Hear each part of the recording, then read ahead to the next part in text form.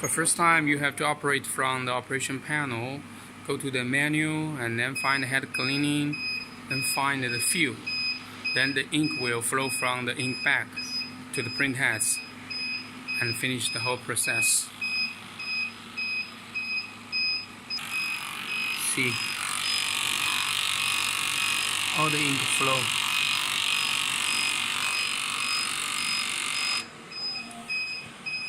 Then you click cancel it. You press the air damper, to give it the pressure. Here, the ink flow out for the second head. Here, downside, we have the white ink damper. You just need use your finger to press it to give the pressure to let the ink flow from the ink bag to the head, one by one.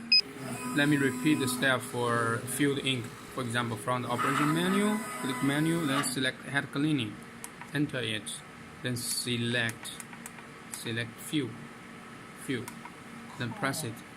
It will fill the ink from the bag to the head.